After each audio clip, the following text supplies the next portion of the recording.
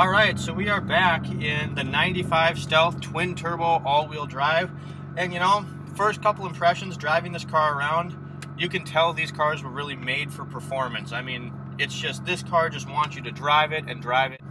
Now, like I said, this is a 90s car, so I mean, don't get in it expecting it to feel brand new. Everyone kind of assumes with these kind of, I don't want to call them supercars, but they're kind of in that realm. You know, they're above a tuner, kind of like a Supra, an RX-7, Fairlady Z, that kind of thing. Everyone assumes these cars are just super nice, and I killed it. And they are, but it's also a 90s car. I mean, it shows its age, but I think this interior is pretty timeless. I mean, they did a really good job making this car look ahead of its time. You look at the outside of this car, woo, turbo, and it just seems, you know, you see it today and it doesn't look old yet. It's, you know, I'm a Mustang guy, everyone knows that, but they age, you know. Even you look at a 2005 Mustang and it's starting to look old already, and these cars just don't do that. You know, like I said, I think I'll get a lot of flack for this review, and, you know, rightfully so. These cars were kind of a pain in the ass. I mean, they were. There's a lot of trouble that goes along with owning one of these. It's a high-maintenance car. And I think, you know, that's what people have to remember, is if you're going to own one of these, you have to love it. It's a labor of love. You do it because you're a car guy.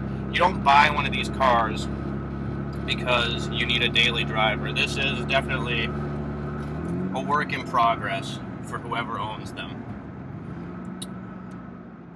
Definitely a fun car, though. Now, like I said, this car belongs to my buddy Matt. Matt bought this car this summer. Oh, there's the turbo! And, you know, he just wanted something different. And I think that's why the 15-year-old me always liked these cars, is there's something different, you know? It's not what everybody has. You don't see these very often. Now, Matt, when he first got it, he brought it, it was running like crap, and we checked it out, and some of the vacuum lines were off, and we got it cleaned up. It's a work in progress. It's by no means perfect, but it's a really clean car. He got a good price on it, and pretty low miles, so he jumped on it, and I think he's very happy he did. Like I said, though, this car, it's from that DSM era, so it's not a DSM, but it's from that same era where Dodge and Mitsubishi kind of had their partnership. And I think the issue is people, you know, you get a performance that was in, you know, Ferraris back in the day, but you're not paying that money, and people fail to realize that, you know. It's a great car for a budget price. I mean, it wasn't cheap, but it wasn't nearly expensive as some of the cars that outperformed, and you got to remember that. I mean, you look under the hood of one of these, they're very, very busy. If you got to get your hands in there to work on anything, they're hard. These cars, particularly the Stealths and the 3000 GTs, which is its sister, they're hard to get parts for, and they're expensive to get parts for if something goes wrong. And it's hard to find a tech that wants to work on these cars. Now, that being said, like I said before, this I feel like is kind of the bastard child of the kind of, I don't want to say supercar, but budget supercar Japanese era, you know, Supras, that sort of stuff, because they were hard to work on. Do I think it deserves all the flack it gets? Absolutely not. Drop a gear here. There's the turbo. Now, with this car, the funny thing about it is that the turbos are so small that your acceleration is almost instantaneous. If you're in the rev band, if you're, you know, 3,000 RPMs or up, that turbo is right there. It does not take very long to spool. You know, I've been in cars with big single turbos before, and it takes forever for them to get going. You're kind of like, come on, come on. Oh, there it is. Not in this thing. You get in this thing, and granted, I mean, it's not, I've been in faster cars, but this thing just spools so nice. The shifter, I can't say that I'm a big fan of it. Like I said, this is an aftermarket shifter. The previous owner put this in. I like the short throws, but it is really hard to get into gear, especially downshifting on the highway. That turbo, though.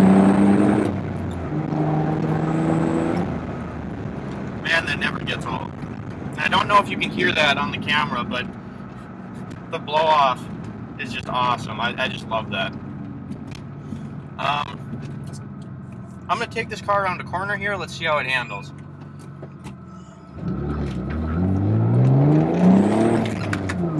Those you guys.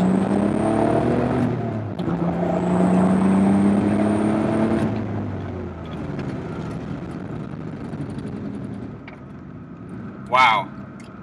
See, that is what this car is made for. The all-wheel drive, in addition to the acceleration, this thing just wants to go. And you know, that's just what this car is made for. This car is a performer. That's what it wants to do. It wants you to drive it. It wants you to keep it going. Let's try this acceleration again, if I can get this shifter down. Roll it on.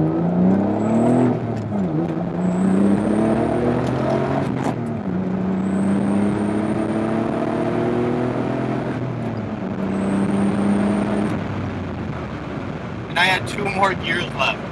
That's nuts to me. Like I said, this turbo, it's right there. It's right away. You don't have to wait for it. It's there. And that's what I like about these cars. And I mean, it's very driver's focused.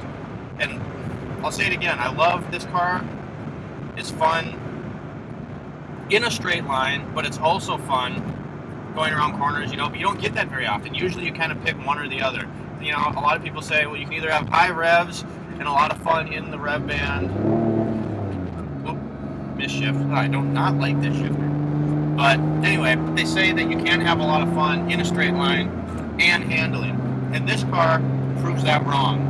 I think, at least, I love this car. That all-wheel drive, you just can't beat it. If I had to pick some low points on this car, you know, this steering wheel, I'm not a big fan. It looks like if I got this wheel, if I went into a 90s Ram truck, I'd get the exact same steering wheel. You know, it's just nothing real sporty about it, but again, I'm nitpicking, you know, it still feels relatively nice. It's just, aesthetically, it's not the nicest thing to look at. Other things I don't like. It's hard. I really like this car. There's not a whole lot that I don't enjoy doing with this car. I think a lot of it, what people don't like about these cars, is just the stigma that's behind them. You know, like I said, you get a 2JZ and it's, oh my god, you can build the stock bottom end at 1200 horsepower. And you can. I mean, they're great. It's a great engine. Is that engine better than this? Definitely. It's a better plant if you want to build something. This engine's great in a stock form, and I'm sure there's a lot of crazy modded ones out there, but you don't get that power as easily. And I think that's where this particular car gets a lot of flack, is that they're risky. I mean, these things, people act like they're ticking time bombs, and I think part of it is they're particular. I mean, another good example is a rotary. If you drive a rotary, you have to rev the hell out of it. You have to, or it's not going to like you very much. And you can flood them easy, and you got to rebuild them, and it's part of the design. But do you buy a rotary to drive it every day? I mean, as your daily driver, you don't. And I think that's where people run into trouble. If you